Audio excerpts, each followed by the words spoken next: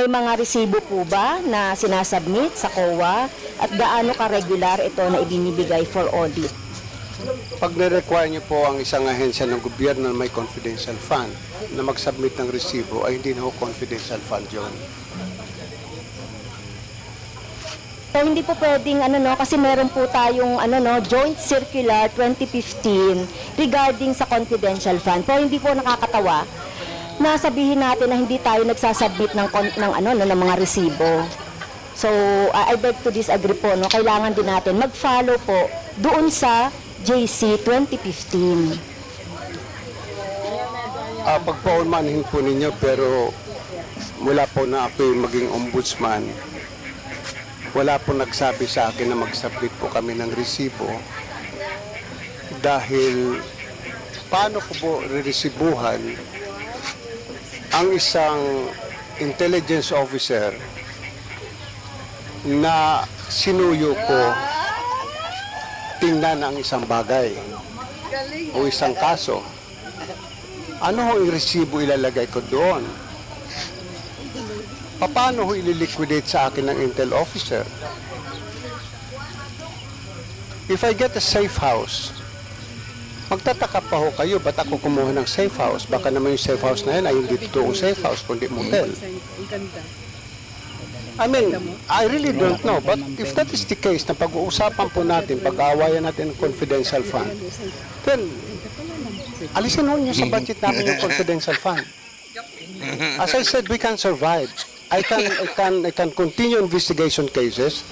We just smile at my friends at the ISAF and some other investigation agencies. Madali lang po yun eh.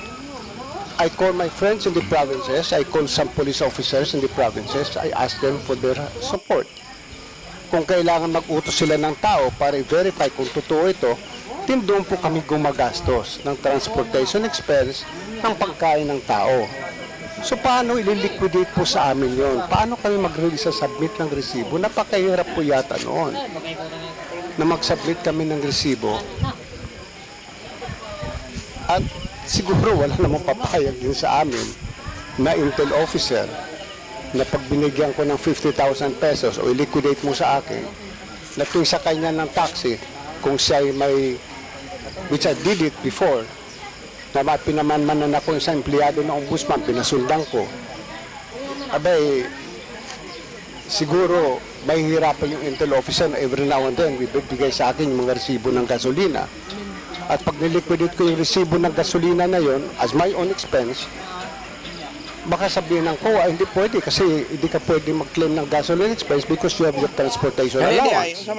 So I don't think a receipt is important. What is needed is that we make a certification, we issue a certification to the effect that we have spent the confidential fund for purposes of investigation of cases.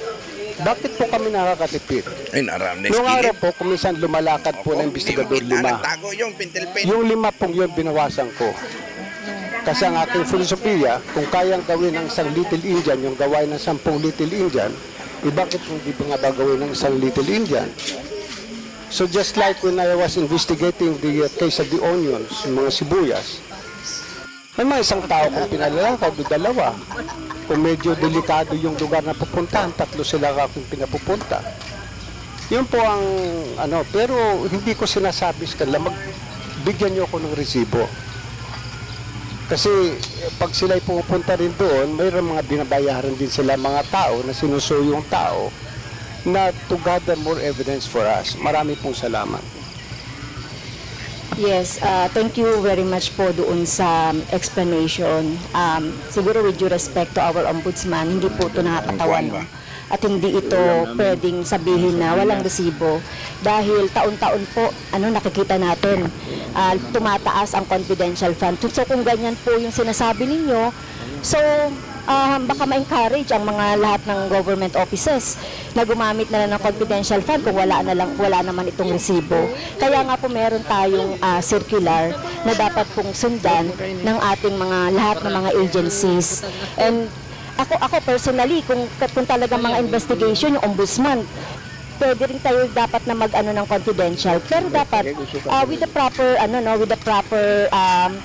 liquidation, ng mga ganito. Kasi kung sasabihin niyo na kahit wala na kaming confidential fund, so it's all right, mailagay yan doon sa dapat na paglagyan, katulad na sinasabi nyo kanina, and other services. But to remind the Ombudsman, dapat po maging observe natin yung due diligence at saka yung sa paggamit nitong confidential fund. So yun lang po. At saka yung savings, pag sinasabi po natin na savings, yun nga po yung ginagawa, minsan nagdududa kami, maraming mga PS na hindi naman nagagamit, nagsisave sila and so on. Kaya dapat magamit po ito.